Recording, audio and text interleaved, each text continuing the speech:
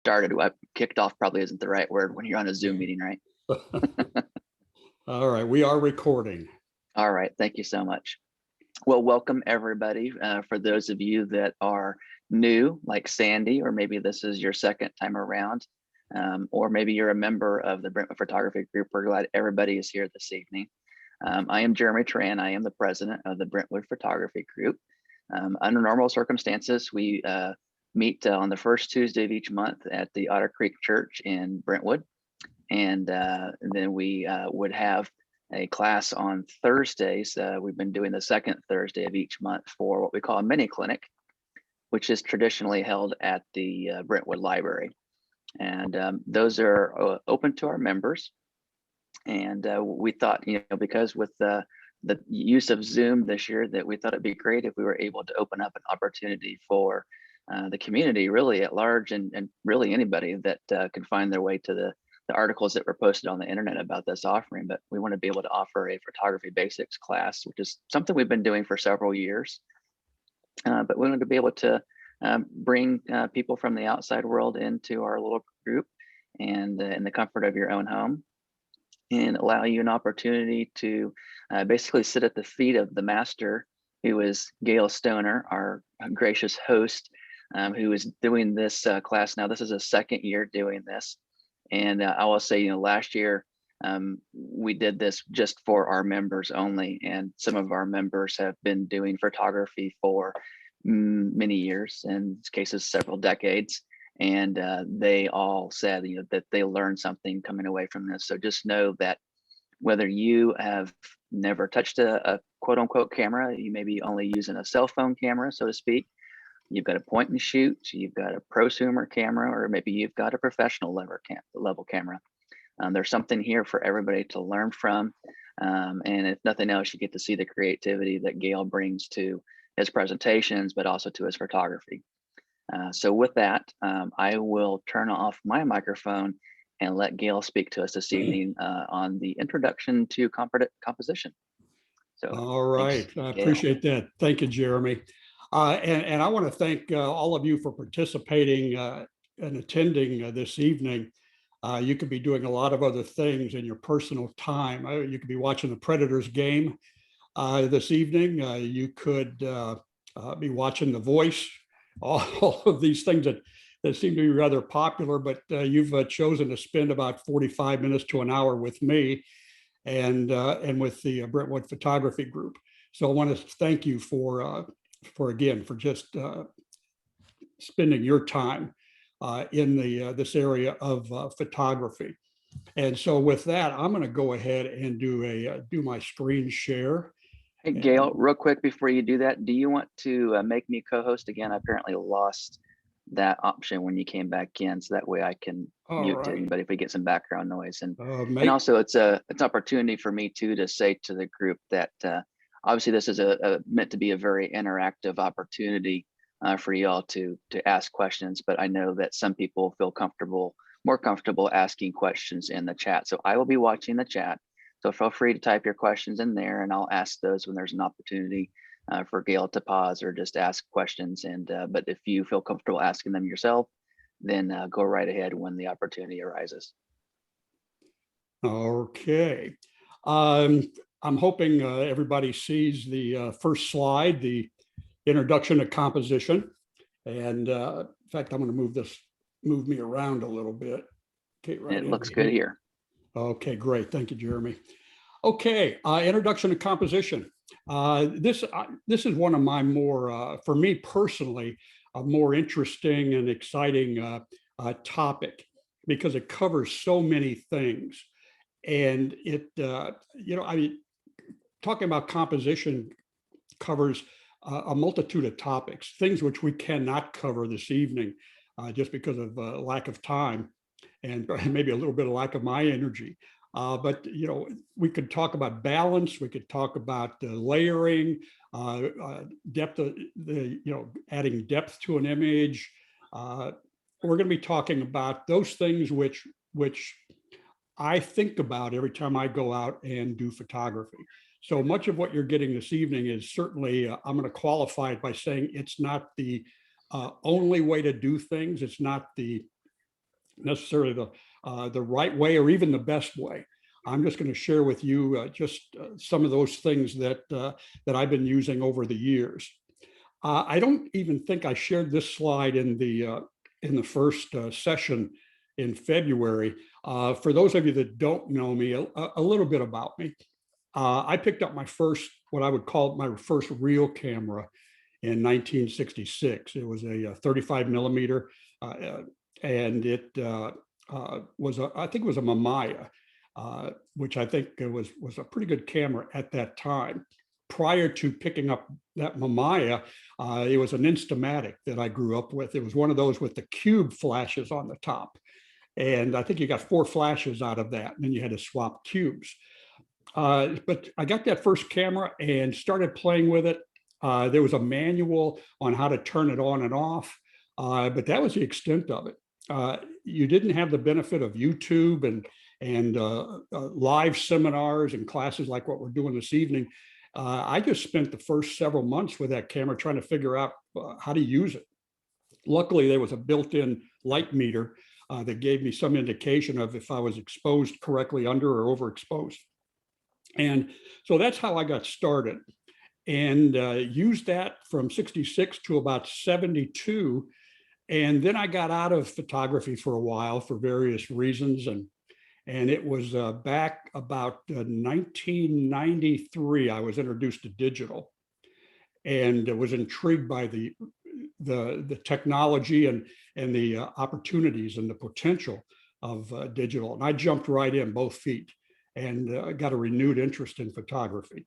My first camera system was a Canon. I bought a Canon 10D.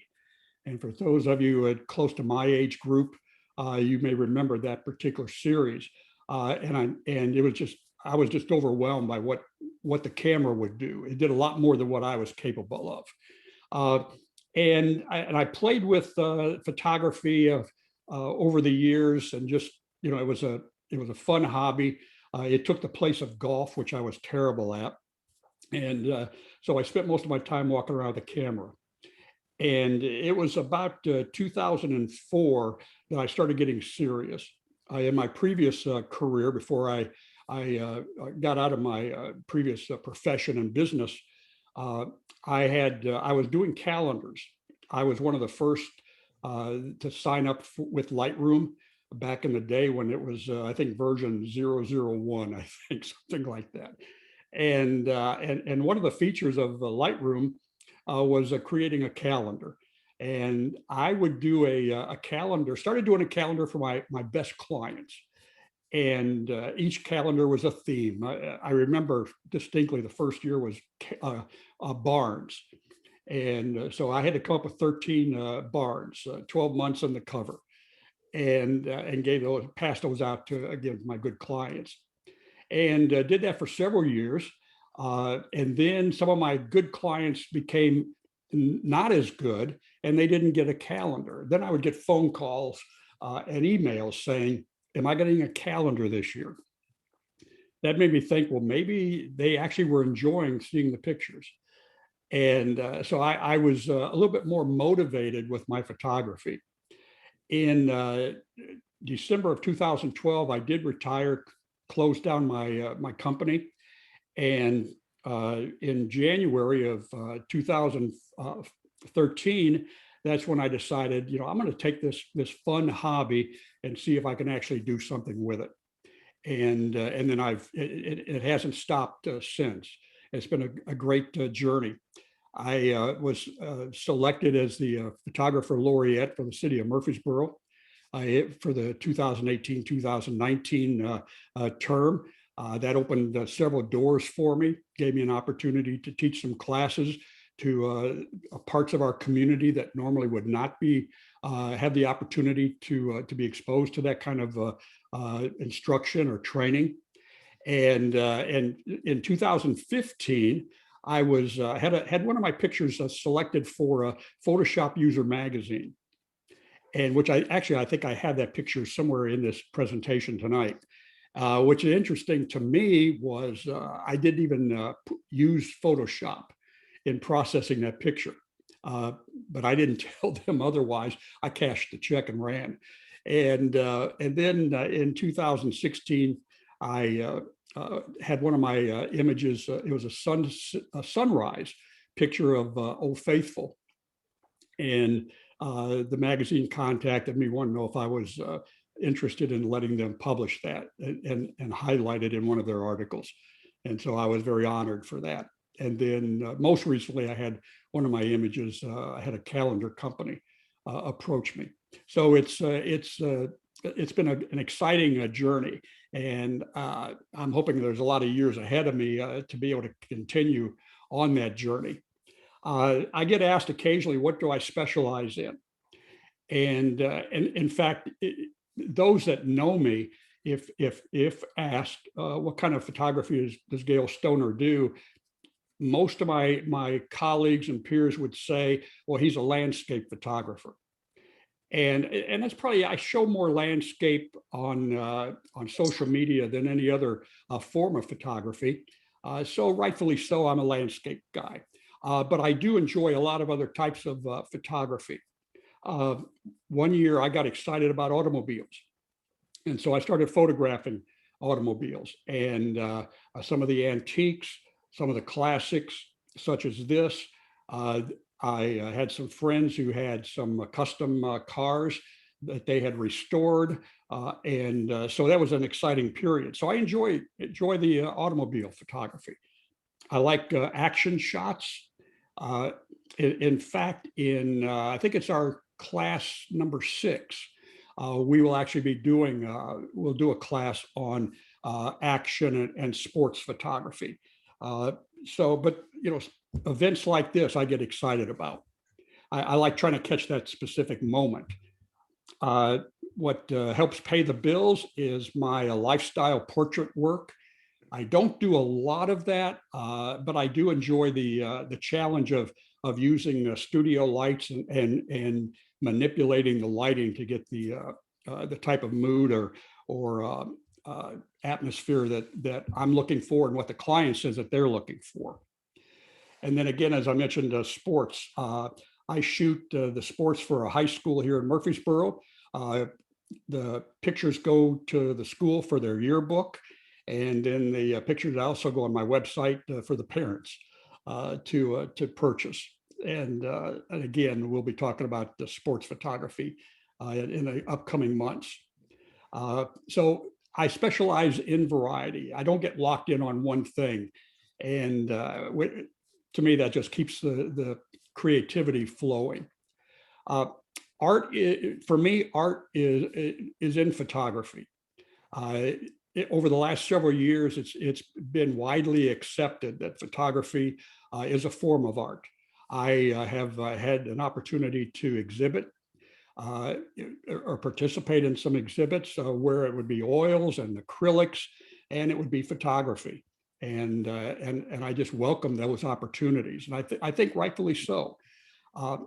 I'm probably doing a little bit of disservice to myself in that when I go out to shoot, I'm always wanting to come back with an image that is worthy of being printed, matted and framed and go on a wall, whether it's a wall in our home or a wall in somebody else's home. And with that in mind, when I go out and I'm looking for that artistic image that appeals to the masses, I think I overlook some other opportunities as far as subject matter. But I'm a firm believer that it's all about art. And what I find is art is very subjective. And I've been to several photo workshops as attendee. And one of the workshops, you had to bring 5 images and you would get a critique by the workshop leader. And I remember one image that was critiqued. Well, you should have darkened this area should have been cropped out. This should be lightened up, more contrast in the grass, et cetera, et cetera. A year later, I went to a workshop, different leader, took that same image and they raved about it. Very subjective, obviously. If you take a picture and you like it, That's all that matters. Doesn't matter what others say. In fact, and you've probably heard this from other photographers or speakers as well, for me, it happened. I can almost tell you the month that it happened. When I stopped putting images on Facebook or Instagram, hoping to get a lot of likes and looking at the count of likes.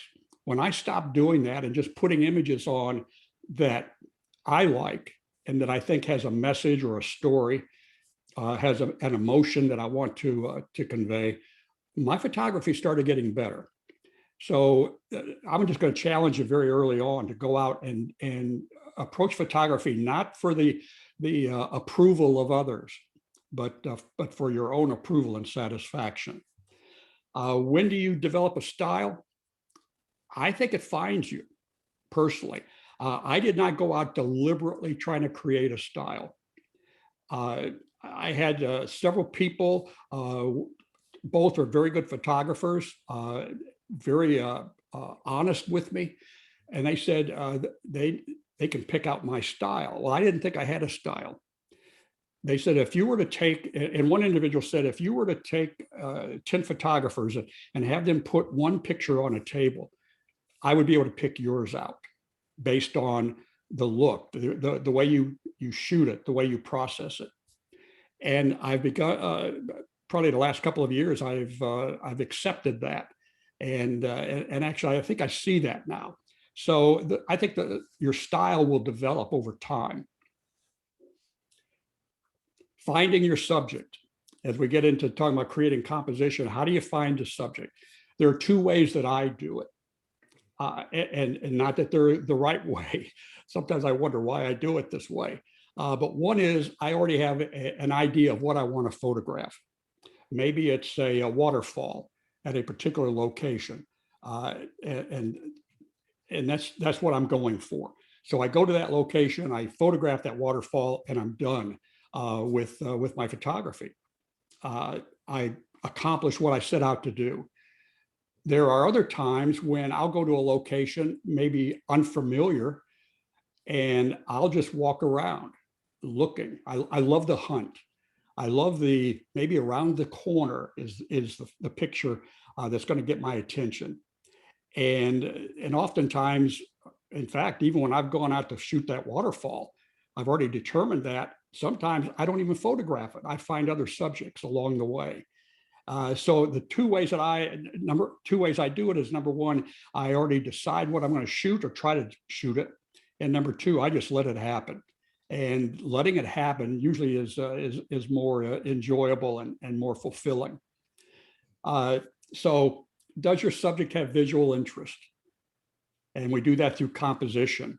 So let me give you an example.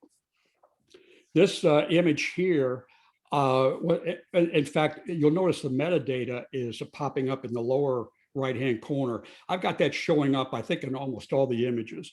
I get asked a lot, well, what was the f-stop? What was your shutter speed, et cetera? And I'm going to have those pop up for you, for those of you that are into that side of photography. But this particular image, I knew that I wanted to go out and shoot a reflection. I knew the pool that I thought would have been ideal. And so this is in right outside of Manchester, actually. And so I went there, there were no wind, so that helped with the reflection. And I got into the spot and I photographed exactly what I had already had in my mind before I left the house. And then after I looked at it, it's okay. For a reflection, it works.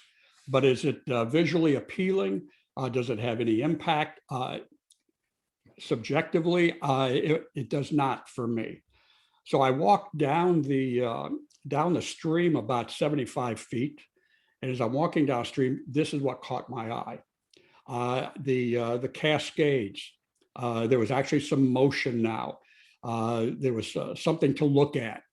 The rocks on the left side of the frame were leading the eye to that upper cascade. I like the texture of the rocks. Even that log I think had some interest to the picture.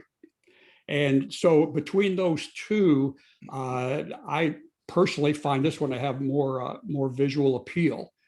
And, uh, and, and, and to me, that's what composition is all about. Uh, Smith Rock in Oregon, I thought, okay, what got my attention was the different colors of the rock, the texture, and I thought, okay, that could be a pretty good shot. And I went vertical on this, and I like to shoot both, which we'll talk about in a moment. But I thought, okay, this is okay. It does reveal the rock formation. But then I swung the camera around and went horizontal, and that's the same rock, just another part of it. And again, just by changing my view, doing some zooming out, I thought this was a little more had more impact. The yellow in the lower right, I think, added to the interest of the picture. So I challenge you to, when you take the shot, uh, ask yourself what catches your attention. What is it about the subject that you find appealing? And if it's not there, if it's not readily apparent, you might want to just move on, find a different composition, or maybe even just a different angle of that same subject. This was Zooluminations, I think is the way it was pronounced, the exhibit at the zoo last year. And I've cropped this just for illustration purposes. But the subject is the elephant, and or someone might think that the elephant is the subject. We've got was that a gazelle? I think you see part of it there in front of the elephant, and the rhino without a head, and the tree. See a lot of the tree, but not all of it. And someone might look at that and go, okay, well, that's kind of interesting. I like that shot. But by changing it around as far as composition, and this was not a pano, I just cropped it as a pano. But now we see all of the subjects, and without doubt, this is more has more impact because you're seeing a variety of structures and features, and the black or very dark background. So when you get to a subject and you try it and you take a look and it's, that's okay. If you're happy with okay, great. If you want something more than okay, try different angles, try different positions, zooming in, zooming out. Most of my lenses, and you'll see it in the metadata as it pops up on these pictures, I'm usually shooting with a zoom. I have some primes. I use my primes for different subjects other than landscape. I may be hindering some of my creativity by doing that, but that's just the way I am. I'm going to be using a zooms, and I use it a lot. And zooming in tight, zooming out gives you total different visual impact, which is a visual impact. I think I probably said it 10 times already, probably another 20. This is zooming in very tight. The aspen grove was a subject. And what really got my attention was the side lighting. And this was right after after some rain. And so the clouds were somewhat interesting, but really the aspen groves, and in contrast to the green foliage up on top of the mountain, that's what got my attention. But as I kept playing with that and shot it in different ways and changed, I don't know if I changed lenses on this or not, I can't remember. But then I decided to go wide and more, get more of the area, if you will. Well, this one, yeah, I shot this one at 21 millimeter, so it's fairly wide. I usually don't shoot big scenes. I'm usually more intimate I'll find intimate parts of the landscape. But this one appealed to me, and I think it's more interesting than the previous because I've included more of the sky, and the blue in contrast with the yellow of the aspens is a nice contrasting color, and creates, I think, more interest in a totally different mood. Visual impact can be just from color. And this again, it's the only time I've been back to the Smokies numerous times. This is the only time I've been there where literally the ground was blanketed with orange and red leaves, and that's the color here is what I think makes this image. Shooting horizontal and vertical. I mentioned that earlier. Do both. Even if you think, well, the other way isn't going to do anything for me, there's always that surprise. It may not happen often, but every now and then there'll be something that will appear or jump out at you when you go in a different orientation. Again, shooting this, I went vertical because I wanted to illustrate the peaks of the rock formations in the background, and also we've got 4 rock formations there in the foreground. And so my first attempt, I thought, yeah, this definitely is a vertical shot. And in fact, my wife and I were sitting at a rest area in this park. We had walked down a trail, not all the way to the bottom, but we got down so far and said, you know what, at some point we've got to come back up. And so we turned around and came back up and sat down waiting for my daughter and son-in-law, who had made it all the way to the bottom, who are much younger. And while we're sitting there, this was a scene that I shot. But I also decided to go horizontal. And to me, this added more visual impact. You still see those same rock formations in the background, but now we're seeing more dimension. There's more layers to the image. If you visit Murfreesboro very often, or you live in Murfreesboro, everybody would know that this is Oakland's mansion. And shooting it horizontal, number one, my idea here was I want to catch the fork in the road or the fork in the driveway. That was what I wanted to do. But by going horizontal, I had to include, or I did include, a little bit of the office building and the store over there on the left of the frame. Now I didn't shoot it vertical, but I've cropped it just to illustrate for this evening what it would look like going vertical.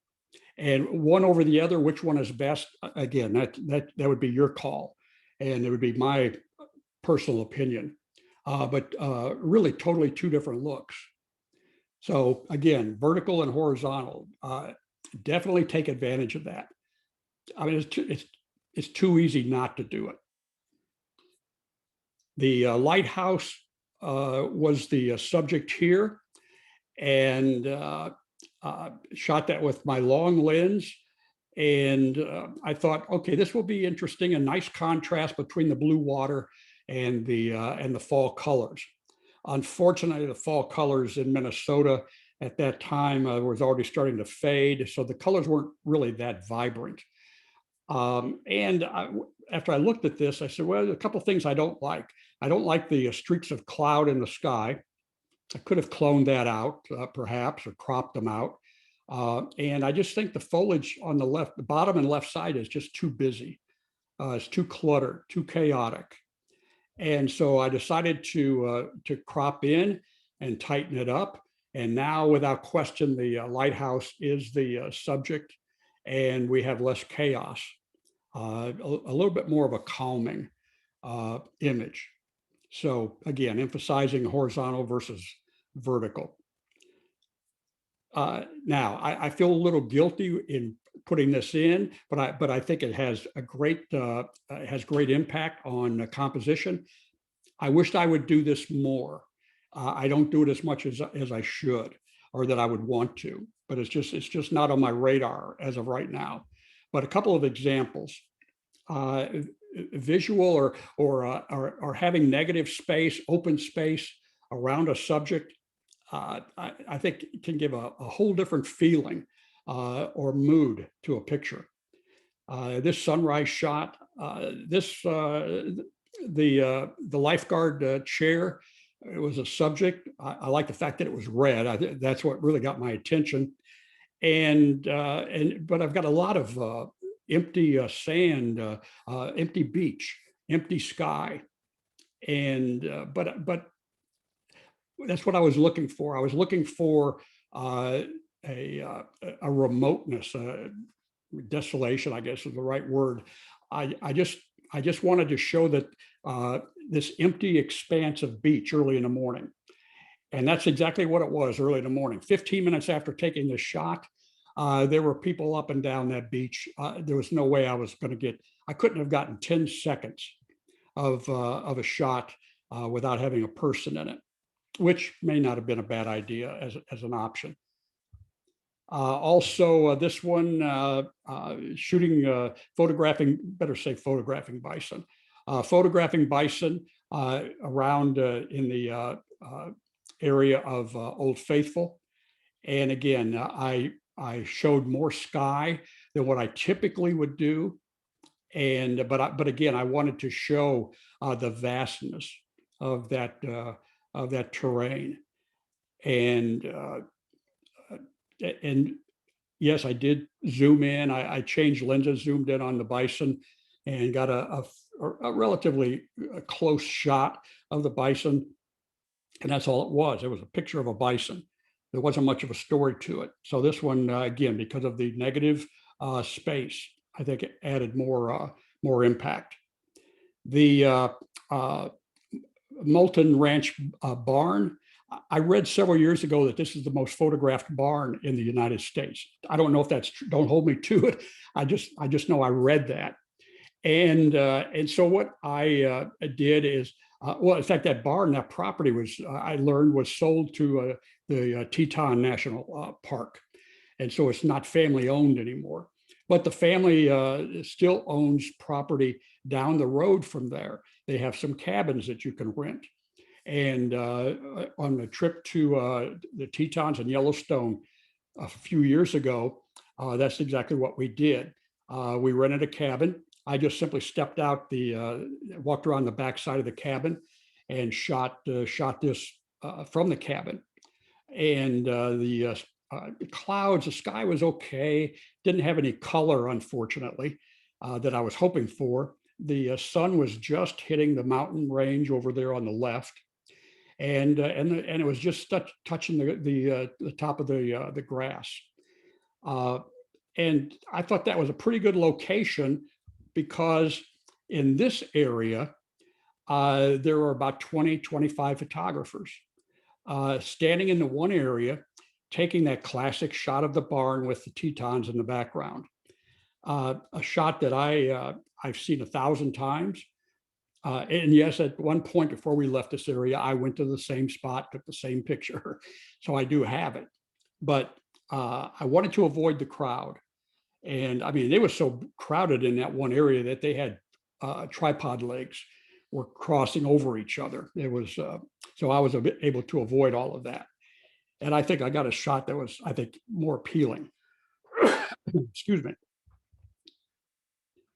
A controlled fire in Cades Cove back in November of last year.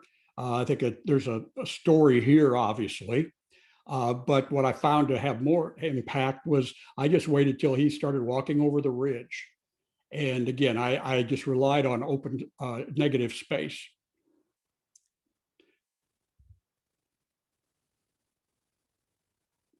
Allow breathing room. And I fall into this trap a lot. And you'll see what I mean by this.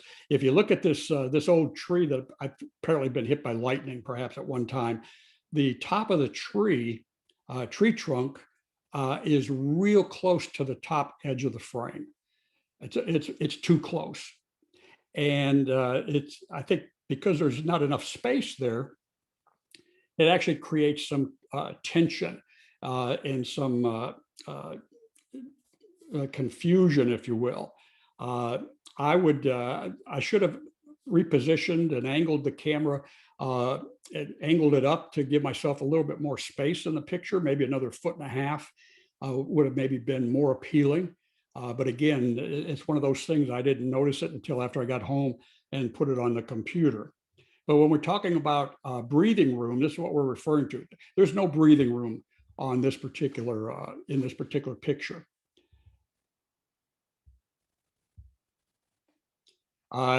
Here as well, no room between the, and I didn't realize that the giraffes actually had horns. I mean, I've always seen them, but no breathing room here.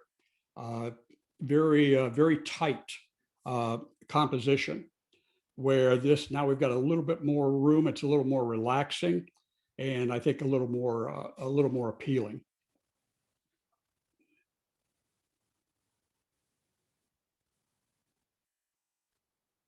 And I've cropped this again just to illustrate.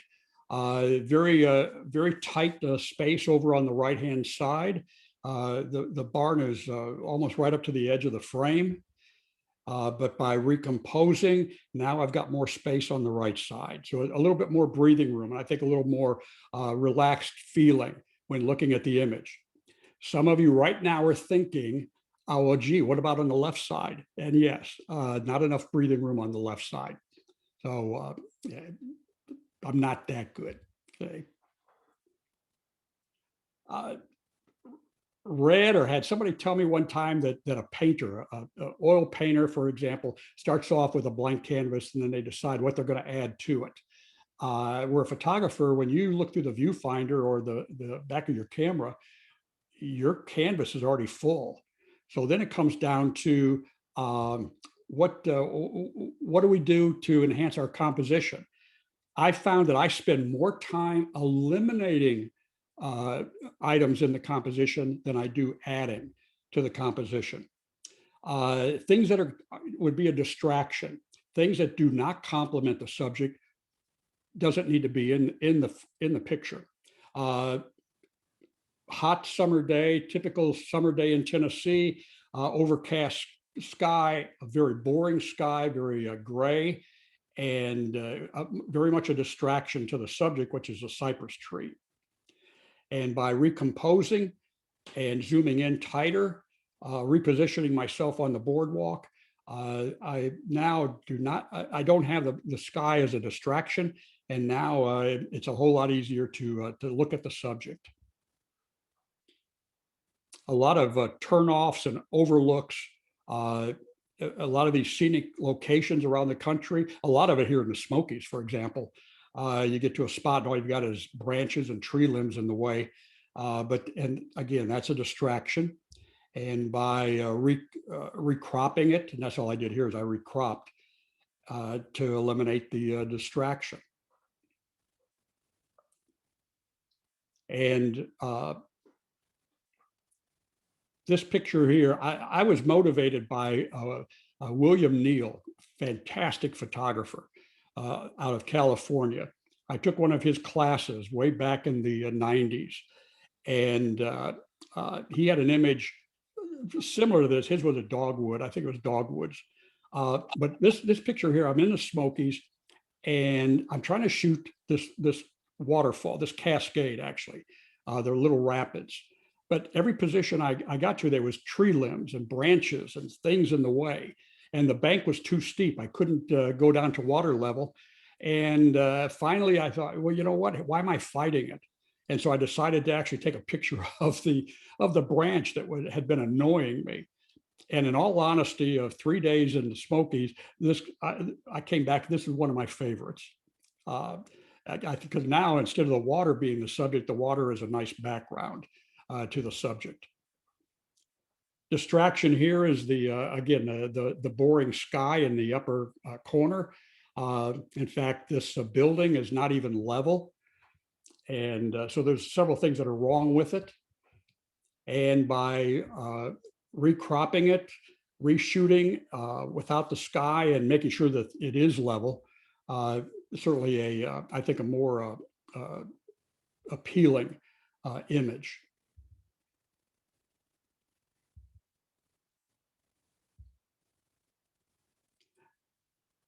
Up in the UP of Michigan in the fall, it's the colors there compete with the colors you'd find in New England.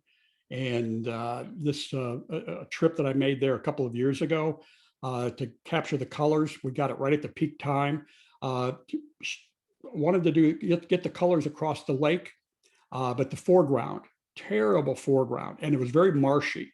I was going to walk out to the edge of the shoreline and eliminate the foreground. Well, I would have been in knee to waist deep water if I had done that.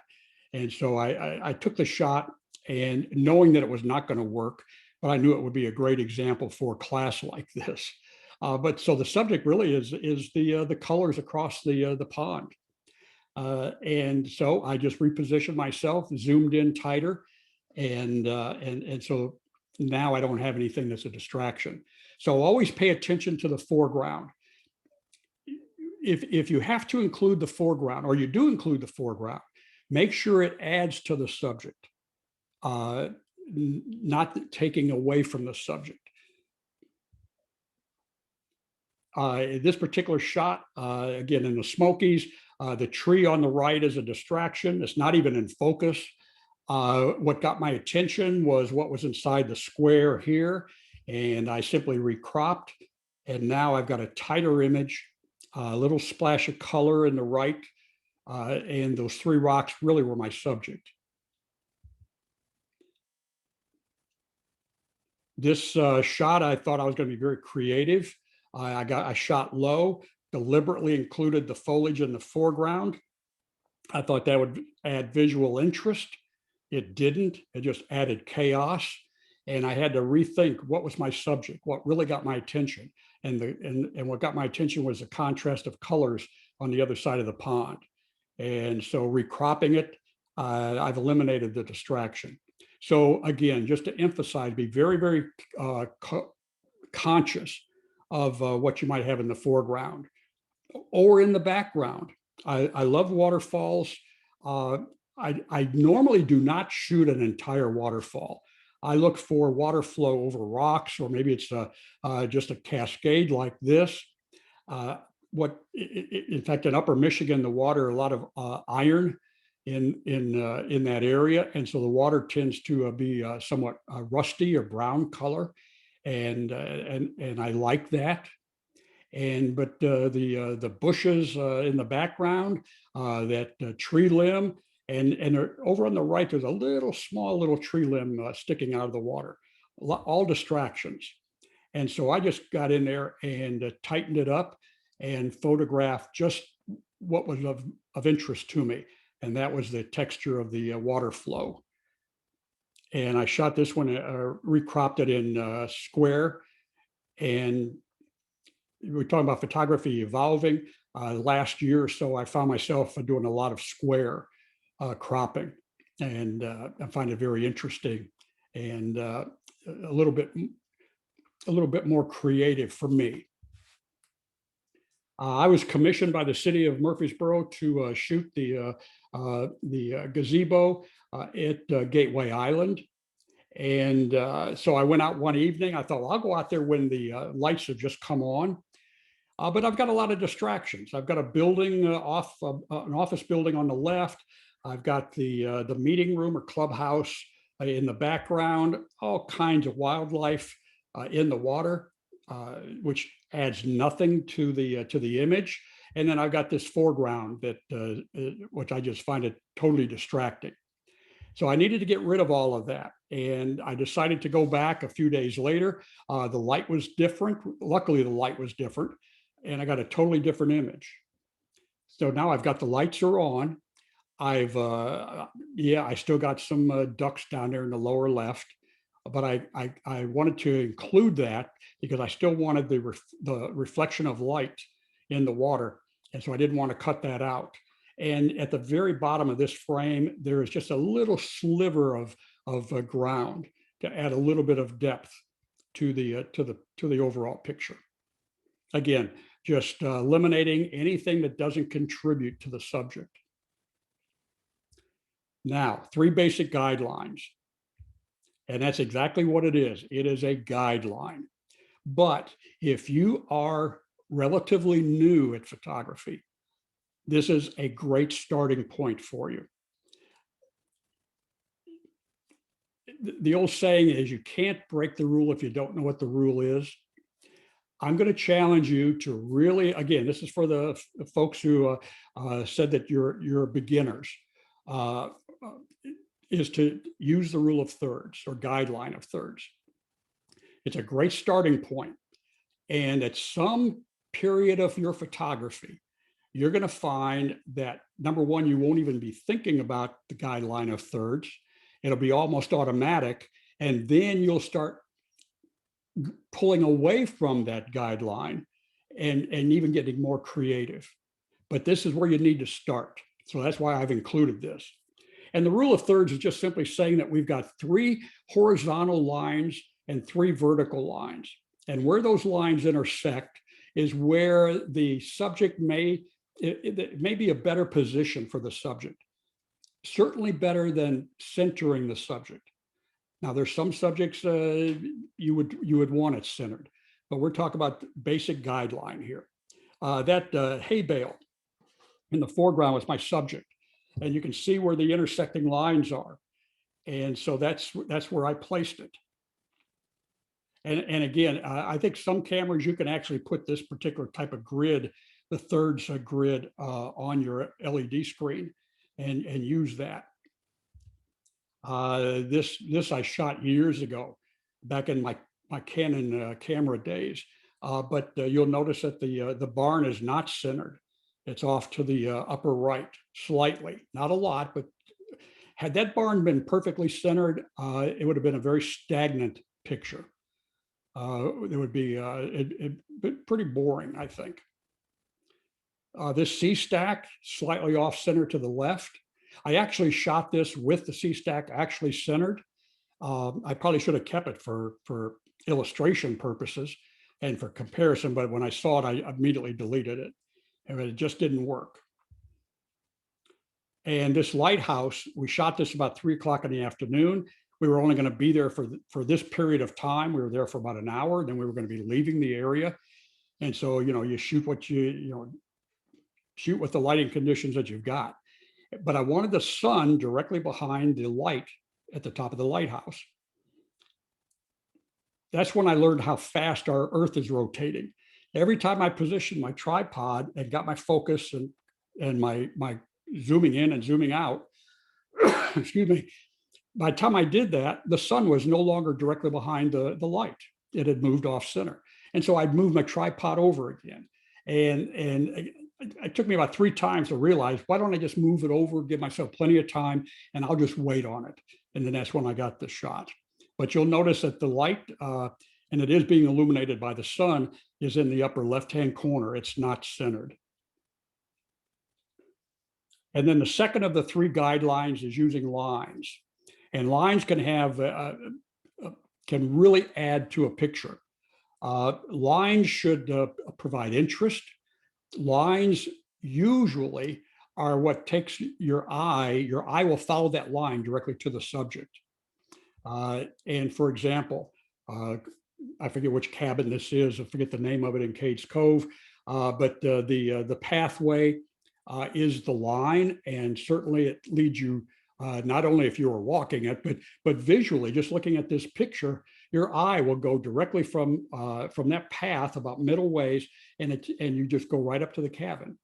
And that's the power of using lines. So this is a slight little curved line taking you to the subject. A curved line of the shoreline, which leads you to the Tetons in the background.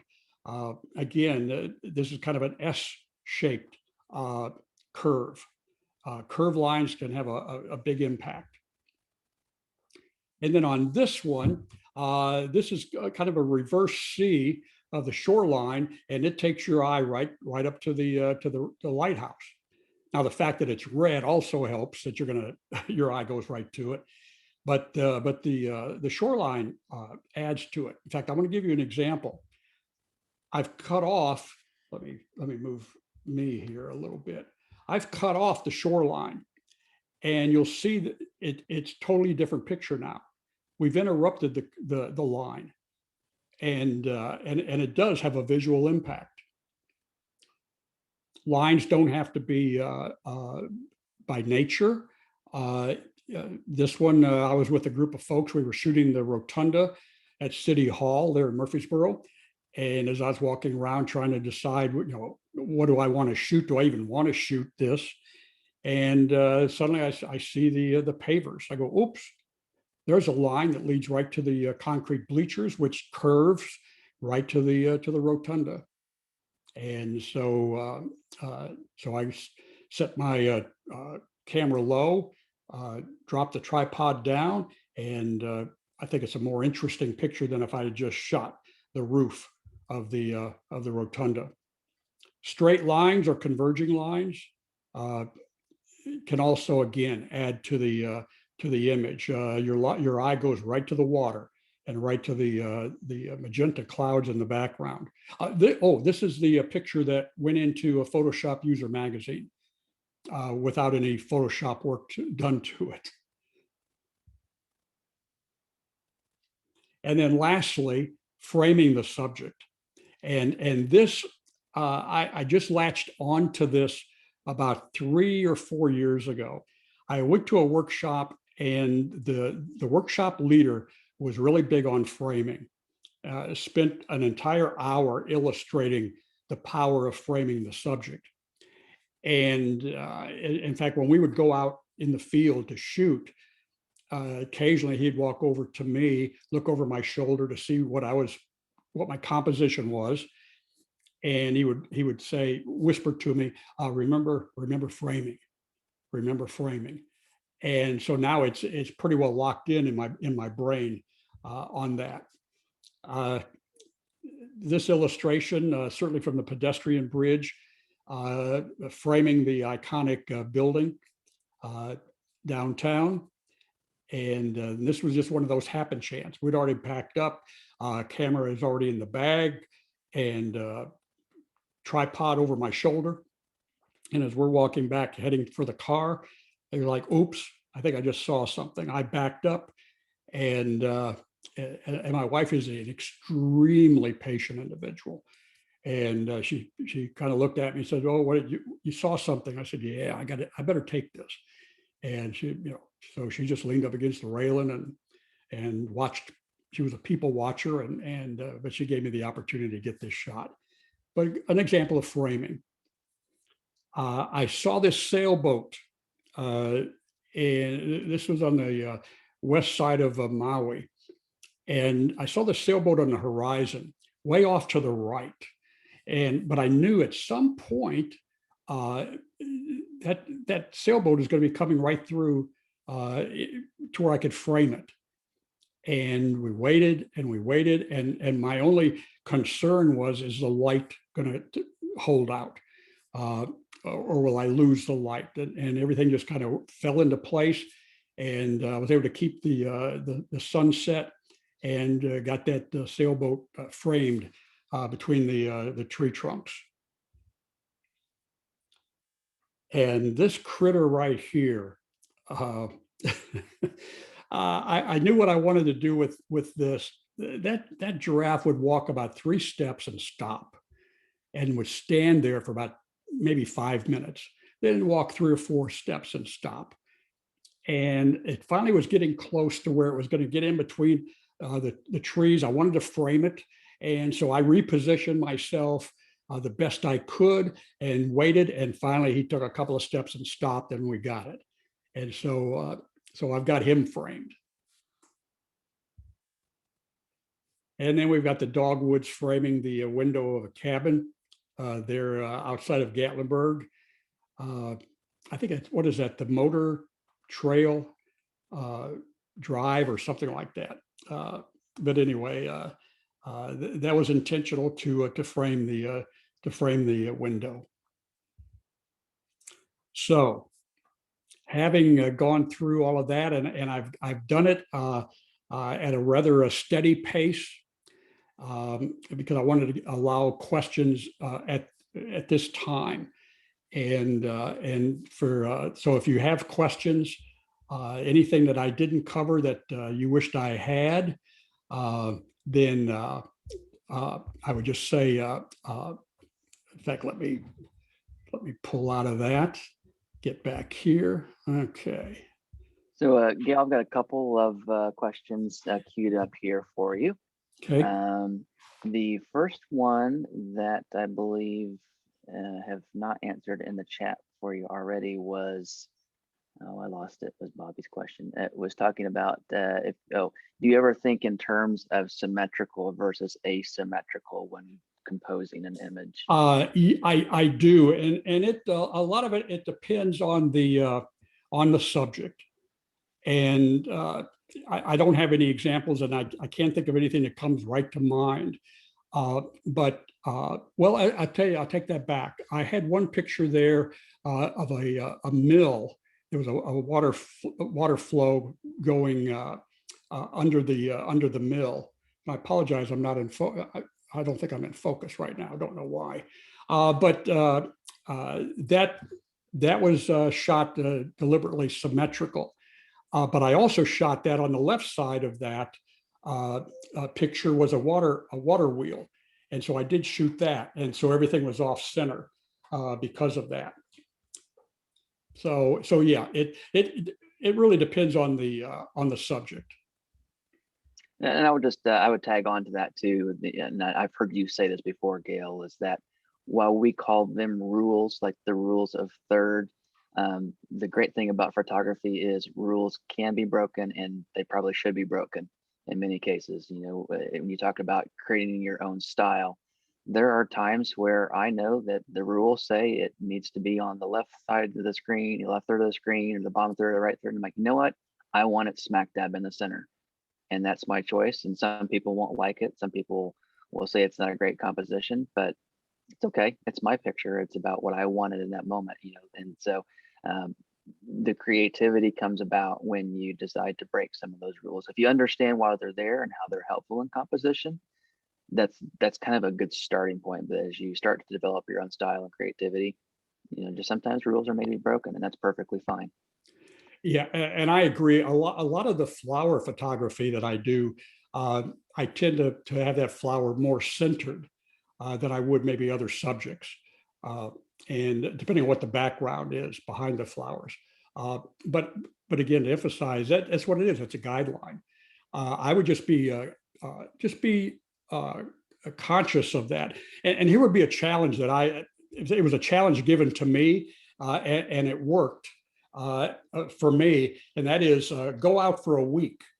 And every time you go out with, you know, if you got to write a note, a reminder on the back of your hand, go out for the sole purpose of using the rule of thirds for all of your pictures.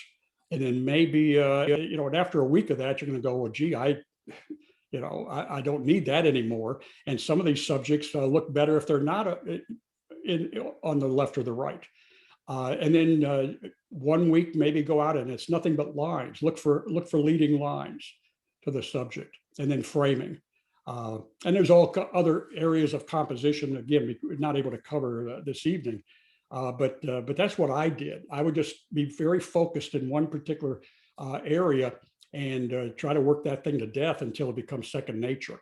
Once it becomes second nature, then you can break away from it, and then you can get as creative as you want to. Okay.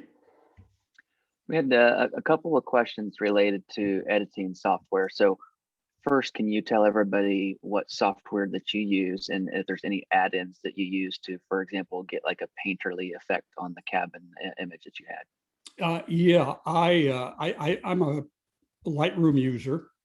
I let Lightroom do probably 80% of my processing, or maybe 90%. I do very little in Photoshop. I'll clone things out and I'll do some masking if I've got a couple of different images with different exposures, perhaps. But that's kind of it in Photoshop. But so it's primarily Lightroom. In addition to that, I have a couple of plugins that I use in the painterly look, which you saw that in a couple of my images tonight.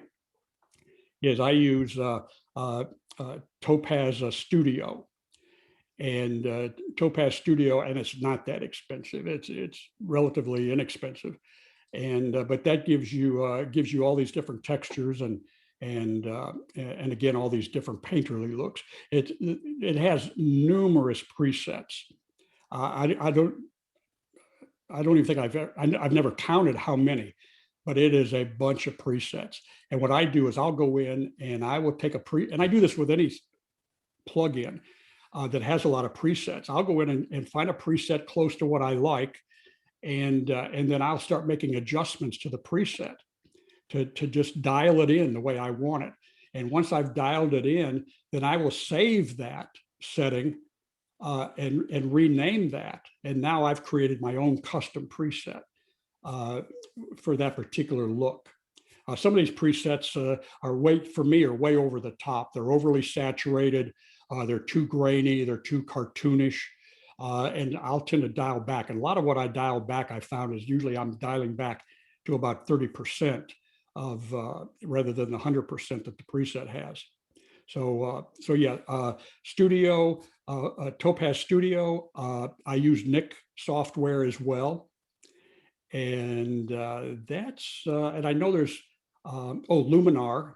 I do have Luminar 4. I don't use it very much. I've only had it maybe about a year, or maybe 6 months perhaps, and so I haven't really gotten into it. And but again, Lightroom is my go-to. And just kind of, again, because this is a basics class, I'll share some information that people may be asking about. And actually, we had a little bit of conversation in the chat about this earlier, but Lightroom is an Adobe product and Photoshop is an Adobe product. You can get what's called a Creative Cloud subscription specifically for photography that includes both Lightroom and Photoshop, and it will run you about 12 or 13 bucks a month, I think, if you can find a discount somewhere. So the great thing about that is that you always have the latest and greatest version of the software, but not everybody necessarily wants to spend that much money per month or on a yearly basis. On One is another tool that's popular with members of our photography group. And correct me if I'm wrong on this, if you know, Gale, but I think you just pay for that once. That's correct. And it's got some of the same features of Lightroom and Photoshop combined into a single piece of software. So it's it's kind of just a different flavor of the same thing. So it depends on what you feel comfortable with using. If you've got a Mac, the built-in Photos app has gotten a lot more powerful over the last 2 or 3 years, and it's a great place to start. You can do some what you might consider basic editing in that, but you can do some really good basic editing in the Photos app that's built into Macs. And if you're on a Windows PC, you could just go out and do a Google search for either free or cheap replacements for Lightroom or for Photoshop, and you will find all kinds of things, and you can just kind of pick what you want and kind of run with that. So there's no shortage of options for you to kind of dip your toes into the water if you're looking for a place to start.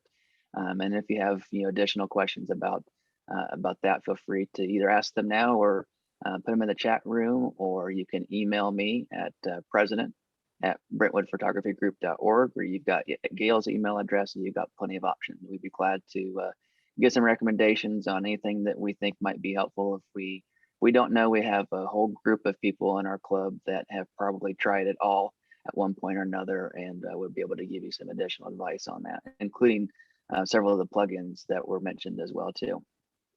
I'll tell you one of the drawbacks of going to a workshop or a photography conference is you see the work of other photographers and you say, well, how did you do that? And they tell you what software they used. And then there's that temptation, you've got to go out and buy that software. Mhm. At one time, again, I mentioned that I use Nick and Topaz and I've got Luminar. At one time, I had probably about 9 or 10 plugins for Lightroom, and some of those I purchased, I loaded them, never opened them and used them because I didn't. For me, for my style, I didn't need those. So they're out there if you want it. But just think about what it is the look that you're going after, and be selective. If not, you could bog down your hard drive with all these programs. Yeah. Yeah. And like I say, for me, some of them I never used, and they're gone. They've gone bye bye. Um, Question here about lenses, and I'll take a stab at this one, and feel free to, actually, before I do that, I don't want to miss this one. So there was one question about having to use raw files for Topaz, or JPEG. And so I think the answer here is basically raw files have a lot more information in them. And so you can do a lot more with them. JPEGs, you can still do some manipulation with them, whether we're talking about Topaz or any photo editing software. And so your mileage is going to vary. You're going to lose some quality if you start to over process a JPEG image, whereas a raw image, it's going to give you some more flexibility in that. And I know it's raw versus JPEG is a little bit of an advanced topic, and I think you might could get into this in later lessons if I remember correctly, Gale. We do. So stick around for that. It's not necessarily meant to be a plug to come back, but that's kind of the basic answer there. Anything else that you wanted to add to that, Gale? Well, yeah, when I'm doing landscape, well, most of what I shoot, I'm shooting in RAW for the reasons that you stated. It gives you more latitude on your processing. It's a little more forgiving. If your white balance is off, you've got again a greater range of correction than you do in JPEG. When I'm shooting sports or I'm doing action shots, I will always shoot in JPEG, and that's only because if I'm shooting in RAW and at full, I've got my camera is a 26 meg sensor, and if I shoot in RAW and I'm shooting 14 frames a second, at some point my memory card is going to slow down and it's going to start buffering. And so by going to JPEG, I could hold the shutter button down for an hour, and it'll the memory card will keep right up with it. So that's the only time I go to JPEG. But I have seen there's some photographers that I have tremendous respect for. Their work is amazing, and they shoot nothing but JPEG. Mm-hmm. So it's like the Chevy and the Ford debate. Which one is better? And but for me, I like to have the security and the comfort of knowing that I've got this in RAW, and it can be a little more forgiving for the mistakes I might make. For me personally, I feel like once I've been shooting for around 20 or 30 years, I might make the decision to switch to JPEG only. But I feel like RAW is a little bit of a safety net for me. But like you said, it's got its trade-offs. The file sizes are quite a bit bigger, and if you're shooting something like sports where you want to shoot action shots and get several shots in repetition, your memory card better be a really top-notch memory card and better have a lot of space if you don't want to run the risk of not getting the image the way that you want. A bunch of blurry images or not well processed images in the camera is not as good as having one good solid JPEG, one that you can't edit, quote unquote, as much as you could with the raw file. All right, next question. So this one comes up pretty frequently, but as a beginner, what are 3 lenses that you would recommend for people to start out with? And so I'll start off by saying, it depends to a certain degree on what type of photography you want to have, right? If you're going to shoot pictures of, something that's going to be small and close up, then you may only need a macro lens. If you're going to shoot photography, you're going to want a nice long lens and maybe a couple of different nice long lenses. If you do landscape, there's all kinds of options. You could have a wide lens. You could have, kind of a medium focal length lens. You could have just a variety of things. It just depends on, again, a little bit on your style and what you're going for. Interestingly enough, when I first started doing photography seriously a few years ago, I was kind of like, well, if I'm gonna do landscape photography, I need a nice wide lens. And I started reading about how usually using like a long lens actually was a different way of approaching landscape photography. And I started to do it and just to give it a try, just to see if like this made sense. And I found that I use my longer lens now more often than I do my wide lens, even though I'm shooting landscapes. It just depends on what you want. If you want something, if you're looking for three lens that gives you lots of flexibility in shooting a variety of subjects, then you might want a wide lens. You might want something for doing portraits, so maybe something like in the 50 millimeter to an 85 millimeter range, and then a long lens, something like a 70 to 200 millimeter. And I'm talking when I mention these focal lengths, I'm talking about full sensor cameras. So if you go to like a Best Buy and you get like a Nikon D5300 as a popular one, that's actually one of the ones I started out with, you're going to get a crop sensor, which means those numbers that I just mentioned, they're going to be a little bit different. So there's an equivalent number, and I don't want to make this too complex, but just know that if you think about a wide lens, kind of a medium length lens and a long lens, that'll kind of cover the gamut of what you would need to hit all kinds of different subjects. Yeah, I started off, well, in fact, I've switched from Canon to Fuji. And when I first got into the Fuji several years ago, I just had one lens. I had the 18 to 55, and that's on a crop sensor. And I used that for maybe the first 6 months. And it did just about everything I wanted it to do. Didn't give the range that a telephoto, a longer lens would do. And again, and then I ended up biting the bullet, and I got a 55 to 200 for a long. And then be careful with the wide angle, as as Jeremy just mentioned. I use my wide angle primarily if I've got a very interesting foreground, and I want maximum depth of field. I want everything from the right up front in front of the camera to the extreme background. I want everything in focus. Uh, a wide angle lens will do that for you compared to some of the others. But just know that if you put a wide angle lens on, whatever, let's say you're going to shoot a mountain range, and that mountain range is 3/4 of a mile or maybe a mile or longer, and you use a wide angle, that mountain range is going to look like it's 20 miles away. Things get real small in a hurry. And so you could end up finding out that you're very disappointed with it and wonder, why did I ever buy it? So wide angle is great if you've got a really interesting foreground and background. I don't use my wide angle a lot. It's always in the bag, but I would say maybe in the last 10 trips out, I may have pulled it out twice. I'm shooting more. If you were looking at the metadata on my pictures, a lot of what I was shooting is 18 to 135. That's a pretty good wide range of telephoto, and that covers a lot of territory. And for the sports, I've got 100 to 400 for field sports, soccer and softball, etc. But other than that, somewhere for a cropped sensor, somewhere in the the 30 to 80 range is going to be pretty universal for you. Don't bog your camera bag down with a whole bunch of lenses. You do that, the bag starts getting heavy, and then you start leaving lenses home because you don't want to carry the extra weight. And then at some point you're going to wonder, well, gee, I haven't had that lens off the shelf in 6 months.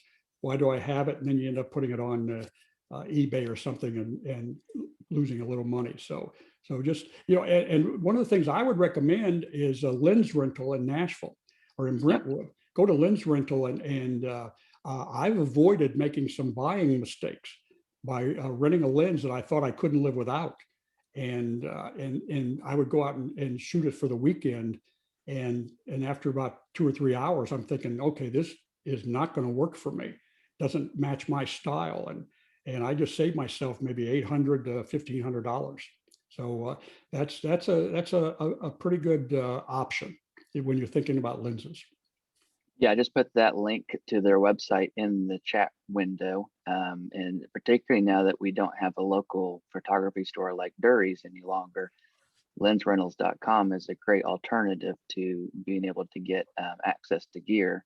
And so you go to their website and they actually have an office in the Maryland Farms area. And so you can actually save some additional money by just going there to pick it up. They will ship to your home. But that's going to cost you 20, 30, 40 bucks, depending on how much gear you got. And so the trip to the Maryland Farms area is a lot more affordable to be able to do that. But like he said, even more affordable in the fact that you may not end up spending several $100s or more on a lens that you really don't like or doesn't fit your needs. So you can try out lenses and cameras and lighting gear and everything to kind of get a feel for what you really enjoy doing, whether it's macro photography or sports or something in between. You can give it all a try for just a small investment and maybe a trip to a place that's a little bit busy sometimes because of traffic, but it's still worth the effort. All right, I think I have addressed all the questions that were in chat. If not, please just go ahead and speak up now or send me a message. I would think one of the questions that would be asked, should be asked, and that is, how do I join Brentwood Photography Group? I mean, look at what you're going to be getting just from the basics, photography basics series. And it's not because I'm teaching it, but it's just the fact that they're providing a resource for photographers for all levels, and and so you need to be joining. I mean, I live here in Murfreesboro. I've got a 45-minute drive. When we were going face-to-face meetings in Brentwood, and well worth it. I mean, we got some great speakers that we have every month, and I tell you what, the group has got some tremendous talent. You could almost be humbled by the skill and talents of the other members. So, and particularly if you're in the beginner and medium or moderate experience, you need to go ahead and jump in there before the night is over. And if you're an experienced photographer, then please help the rest of us by sharing your skills and talents by being a member. So anyway, that's my pitch. That's a good plug. And I went ahead and put in the chat window a link on how you can join our group. I will just say that, a few years ago, I didn't know this group existed. I had seen an advertisement for a speaker that they had coming in, and I thought that sounded like somebody that I should go listen to, because he was with National Geographic at one point or another, and realized that this was like a pretty good place for me to learn and be able to grow as a photographer. And a year and a half later, I was asked to become the president. So be careful if you join. You might end up sitting here on this side of the camera. But yeah, there's a variety of people that are at all levels of photography skills within the group, and the fact that we have people that have been doing photography for 20, 30, 40 years means that there's a wealth of knowledge that gets shared, and you can pick these people's brains to be able to figure out, like, what do I need to do to make my camera get out of auto mode so I can take the pictures that I really want to take, whether it's pictures of your kids or your pets or your friends or a butterfly or a mountainscape. We have people that love to do all of that, and you can kind of learn from what they are doing and kind of get some ideas yourself. But you also have an opportunity to be able to share what you're learning. And we do things like we have monthly competitions where we can kind of put our work up against some of the other creative people in the group. We also have opportunities for people to even share their work in a non-competitive environment, just to be able to show that, hey, this is kind of what I've been doing at home during the pandemic or wherever you are taking pictures. Let me mention also, Jeremy, that if anyone does have any questions that may come up after we shut this meeting down, and you go, oh, I was going to ask this, or I wonder. I'm open to your questions. After the class we had in February, I had maybe a half a dozen or so questions that popped up, and really good questions, things that I did not address during that class, and I know that there's going to be things that I didn't talk about in this one. So I'm just going to give you an open invitation to contact me, email me, and I'll do the best I can to answer your questions.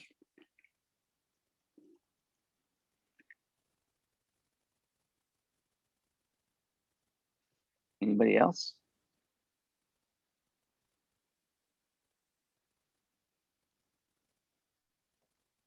It's a quiet group. Jeremy, there was a question about the outings. Yeah, actually, I put that in the chat, but we also do outings for our members as part of your membership. And obviously, it's been a little bit challenging with COVID, trying to be able to do things as much as we can outdoors and have weather cooperating. But the group actually just did an outing to around downtown Gallatin last weekend. So some street photography, some outdoor photography. It's a great opportunity to get out and enjoy the weather if it's decent, but also to kind of sort of socialize at a safe distance with other photographers and see what you can do to be creative. But we try to do something usually about the third Saturday of each month, and we try to alternate between things that are a little bit more Nashville centric and things that are a little bit more maybe Franklin centric, as far as trying to accommodate people's travel and not having to go too terribly far. But as things open back up, we've done actually February last year, we went over to Reelfoot Lake and photographed bald eagles, and we actually had a guide from the state park there that took us around and showed us the great shooting spots, or I should say good photography shots. You don't say shooting when you talk about eagles, you can get in trouble for that, but photographing bald eagles was an amazing experience. So occasionally we'll do like an overnight trip like that, but most of the time it's usually within 45 minutes or less of Nashville and Franklin that we do these get-togethers. And in case anybody missed it, the link that I mentioned at the beginning of the meeting that will include a playlist for last month's meeting, and then this month's meeting, once this month is available, will be sent out to everybody that's registered, whether you're on the call tonight or not. If you registered, you will have access to that link, which will include all of the classes that we have done so far and all of the ones that we will do through the month of August.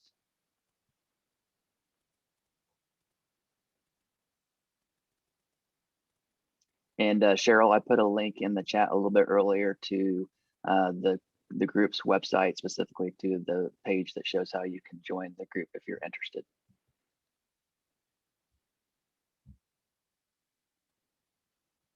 Any other questions?